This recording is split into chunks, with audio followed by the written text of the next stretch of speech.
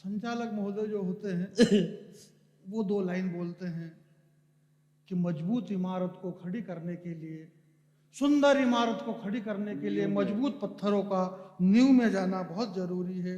एक ऐसा अपने शहर का बेटा, आपके गांव का बेटा यूं कर कुरा के उसको दे दा चेप के अंदर से, इसको भर दिया नींव में, वो नींव खड़ी हो जाती है।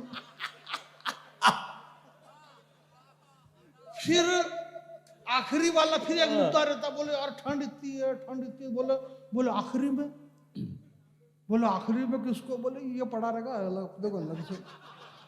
तो अपन ने भी कोना पकड़ लिया, बहुत अच्छे। जबकि मैं बीच में बैठने जैसा था।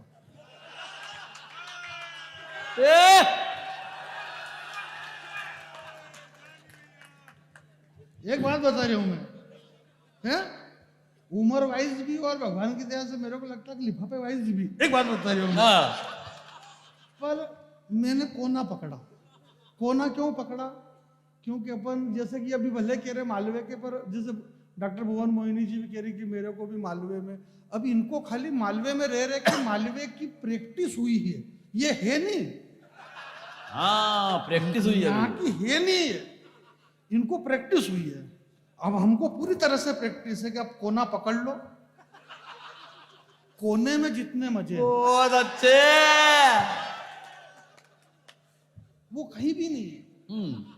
मैं पचौर में उनको होना भी थी, क्योंकि भाई वो नहीं करे तो कौन करे, धर्मेंद्र जी की बुढ़ापे में, तो सारी बातें हुई। तो अब बाद में मालूम पड़ा कि यार वो धर्मेंद्र को नहीं मिला। धर्मेंद्र को इसलिए नहीं मिला क्योंकि वो मिथुन को मिला। बहुत अच्छे, बात ये नई बात हुई। आप बहुत सहज रहो, बस संसार में सुखी रहने का एक ही तरीका का आप सहज हो जाओ, बिल्कुल लोट मत लो। अमित भैया के गांधी जी यूं कर गया ना बंटवारे में, अब अपन थे ही नहीं और अपने मालूम क्या मतलब यार, जो हुआ जो भी डोकरा बेचारा आज भी 15 अगस्त में वही पुजारिया, कौन पुजारिया दूसरा। बहुत अच्छे। अभी एक दिन क्या हुआ भैया कि वो गोविंद यार रियल कह रहा हूं मैं कि एक कवि सम्मेलन में एक वीर रस के कवि थे, अच्छे कवि, तो उन्होंने कहा, बोले आपकी शिराओं में अगर देशभक्ति का खून बहता है तो ये राजनीतिक दुसाले में से हाथ बाहर निकालना। तो एक जना फटाक से बोले ये हाथ बाहर निकाले, पर तुम पहले भाजपा के कार्यालय से पांव बाहर निकालो। बहुत अच्छे, सब ऐसे ही बहुत अच्छे सब। तो आई समझ में, मैं भी अब स्थिति ऐसी तो क्या करें, इसलिए आप सहज हो जाओ, सरल हो जाओ। कविता, संस्कार, संस्कृति में ऐसा ज्यादा जानता नहीं हूं। इन्होंने खाली पहले ही प्लान बना रखा था कि एक ओपनर और एक ही बाद वाला, बाकी मेरा कोई इतनी योग्यता नहीं है। मैं आपके बीच में ये कह रहा था कि जिस दिन से घर से बाहर तेरा पांव चला गया, आए हाय, मिथुन भैया, मिथुन दादा को पुरस्कार मिला बाला दादा साहब फाल्के। ये क्यों मिला भैया? ये इसलिए मिला क्योंकि ये धर्मेंद्र, मैं नहीं कहूं धर्मेंद्र को नहीं मिला तो इसको मिला। ये रियल मिथुन दा को इसलिए मिला क्योंकि इस दुनिया में अगर सबसे बड़ी चीज है तो वो है दुआ, आशीर्वाद। एक युग का, सतयुग, त्रेता, द्वापर और कलयुग, एक युग का सबसे बड़ा ताकतवर व्यक्ति जिसके तरकस के रखे हुए तीर दुनिया की पूरी दिशा बदल सकते थे, वो सूर्यपुत्र कर्ण, जिसने ब्रह्मास्त्र का ज्ञान प्राप्त किया, परंतु समय पे जब वो शापित हो गया तो उसका रथ का पहिया धरती ने डस लिया ना। अब मेरे को ये बताओ कि यार जब वो युद्ध का मैदान है तो वहां क्या कीचड़ था क्या? हाँ भाई सवाल खड़ा हो रहा है, नहीं सही बात है, एक सवाल खड़ा हो रहा और ये खड़ा सवाल बैठ नहीं रहा वापिस। कैसे बैठेगा जब धस गया तो? भाई मैदान, क्रिकेट मैदान कहाँ है? अपन जब क्रिकेट खेलते हैं तो क्या वहां कीचड़ रहता है क्या? हाँ। तो जब वो इतना बड़ा युद्ध कुरुक्षेत्र का, इतना बड़ा, जहाँ 40 करोड़ लोग खड़े थे, 18 अक्षौणी सेना आमने सामने, जहाँ स्वयं योगेश्वर श्री कृष्ण खड़े हुए, और कर्ण का रथ का पहिया धरती में धस गया, तो समझ में ये नहीं आ रहा कि क्या वहां पे कीचड़ था, कि क्या पानी गिर गया था, कि हुआ क्या? तो इससे यह सिद्ध होता है कि आप कितने ही ताकतवर हो जाना, परंतु अगर आप शापित हैं तो जब सांप आपके आड़ में आएगा तो ये धरती आपका पहिया डस लेगी, यानी कि जैसे ही जमने का टाइम आएगा और आप पंच भूल जाओगे। ये बहुत अच्छे।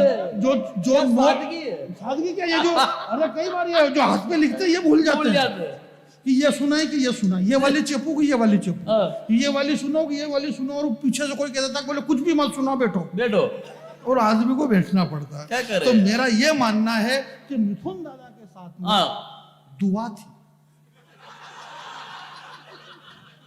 अब दुआ कौन सी, मैं पूरी बात कह रहा हूं। प्रीति जी पहली बार आपके दर्शन हुए, और प्रीति पांडे जी प्रतापगढ़ से हमारे बीच में, और वहां से चल करके आई तो बहुत सारे लोगों का दिमाग खराब हुआ, कितने महीने पहला निकली होगा वो, एक तो साड़ी में लथड़ लथड़ चलाई भी नहीं, लतड़ और वो इतना दूर से तो औरताओं का दिमाग, भाई अपन तो गांव का मालवा कि अभी कवि सम्मेलन चल रहा है, 4-6 महीने पहले मेरे गांव में कवि सम्मेलन करा, बड़ा बड़ा होर्डिंग छपा, बोले डॉक्टर भुवन मोहिनी, डॉक्टर भुवन मोहिनी। तो छोटे से गाँव में औरतें उनके समझ ही नहीं आई, बोले डॉक्टर भुवन मोहिनी तो या कोई बड़ी बच्चा बच्ची की अच्छी कोई डॉक्टर होएगा। तो मेरे घर पे 3-4 डोकरियां होना ही, चाय पीने के लिए इनको बुलाया तो बोले नमस्ते जी, बोले नमस्ते नमस्ते, बोले हमारे संजूड़ा की शादी हुई है ना, यो दूसरा संगत हुई है, पर हमारे संजूड़ा के कहीं नाना नानी नहीं हुए।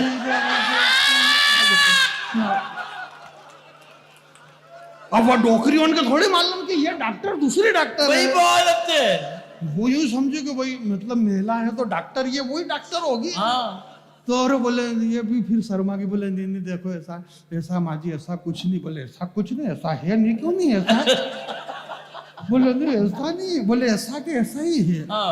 12 साल हो गया, आप शर्माओ मत, बोले मैं आपको क्या बताऊं, बोले नहीं आपके बताना पड़ेगा, बोले मैं क्या बताऊं, आप समझने की कोशिश करो, बोले क्यों कोशिश करा, या आप कोशिश करो, मैं क्यों कोशिश करो, जरा मिलके ठोको एक बार यार, बहुत अच्छे।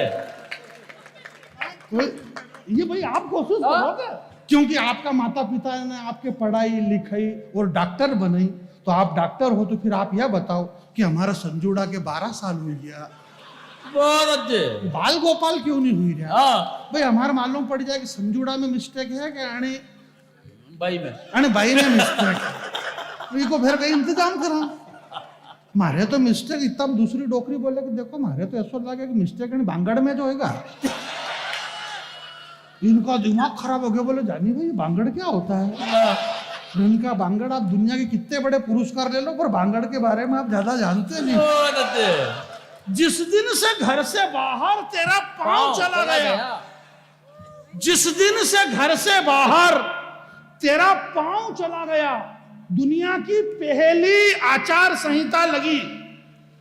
ये जो हमारी बहन आदरणीय डॉक्टर भुवन मोहिनी जी, जिनके गीत पे आपने ठहाके लगाया, जिसको राम ढूंढना था वो राम ढूंढ सकता है, और जिसे काम ढूंढना है वो उसके अंदर से काम ढूंढ सकता है। ये हमारी दृष्टि, ये हमारे विचार, ये हम कि हम उसमें क्या सोच रहे। दुनिया की पहली आचार संहिता आज से 17 लाख वर्ष पहले भगवान लखनलाल ने अपने तरकश में से तीर निकाला और पहली रेखा खींची, और रेखा खींच करके लक्ष्मण जी ने कहा कि हे माता सीता भाभी, आप इस लक्ष्मण की रेखा को बाहर मत पांव निकालना, दुनिया के किसी रावण में ताकत नहीं है जो आपको छू भी सके। वो दुनिया की पहली आचार संहिता थी। मुझे इस बात का दुख नहीं है कि आसाराम बापू राम रहीम को सजा हो या न हो, दुख इस बात का है कि उनके डेरे में ये अकेली गई क्यों।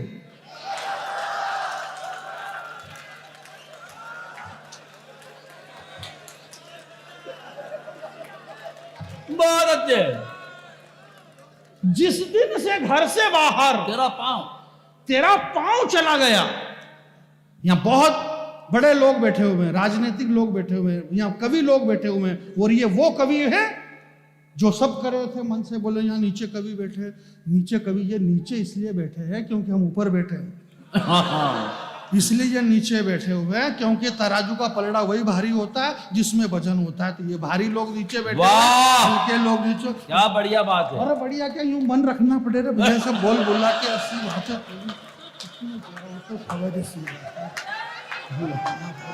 नहीं ये। बहुत अच्छे। तो मैं ये कह रहा था कि मिथुन चक्रवर्ती को हाँ दादा साहब फाल्के पुरस्कार मिला। बहुत सारे लोगों ने बधाई दी, हेमा मालिनी ने रिश्ते, ये मैं रियल कह रहा हूँ। कोटा दशहरे के अंदर हेमा मालिनी आई थी, भाजपा की सांसद है मथुरा से हेमा जी। धर्मेंद्र भी बाकायदा चुनाव लड़ते हैं। तो हेमा जी ने कहा, बोले ये मेरे को, ये तो सीरियल में भाई धर्मेंद्र सीनियर है, मिथुन चक्रवर्ती। तो बात ये हुई कि मिथुन के साथ में दुआ थी। कोई बात नहीं, प्रेम से बातचीत करते हुए लाओ। मेरे को ऐसी दिक्कत थोड़ी करो यार, बोलो मत यार, बोलो। ऊपर भेज दे 3-4। भाई नहीं बोलेंगे तो क्या करेंगे। डॉक्टर फेमी बदायूं जी ने एक बहुत अच्छी बात हाय हाय। क्या कहा है उन्होंने, हाँ मेरे को नहीं मालूम क्या कहा क्या उन्होंने, कहा? क्योंकि मेरे को मेरा ही मालूम नहीं कि अब मैं क्या बोलूं। अरे मेरा यार इतना, मतलब मैं पूरा वो कांप रहा हूँ, तो मेरे को भी समझ नहीं, आराम से। इनको दो। वाह वाह, थैंक यू। बात ये हुई वाह वाह। कि धर्मेंद्र ने जिंदगी भर, धर्मेंद्र की कोई सी भी मूवी देख लेना, धर्मेंद्र ने हर फिल्म में एक ही बात कही है, बोले कुत्ते तेरा खून पी जाऊंगा, हाँ कुत्ते इसके सामने मत नाचना, कुत्ते तेरा खून पी जाऊंगा। तो देश के जितने कुत्ते थे इनका दिमाग खराब हो गया। बोले यार खून पीने के लिए हम ही दिखते हैं तेरे को। अब धर्मेंद्र शापित हो गया, शापित हो गया, कुत्तों का शाप लगा उसको। और मिथुन दादा को देश के तमाम कुत्तों ने आशीर्वाद दिया, क्योंकि मिथुन दादा ने, केसी बोकाडिया की एक फिल्म थी इलाका, हाँ उस इलाका फिल्म में मिथुन दादा का एक डायलॉग था कि नागर तेरे नाम का कुत्ता पालू, तेरे नाम का। तो मिथुन दादा ने कुत्ते पाल रखे। भाई जिंदाबाद जॉनी बैरागी। तो दुआ ताली हो जाए, जोरदार ताली।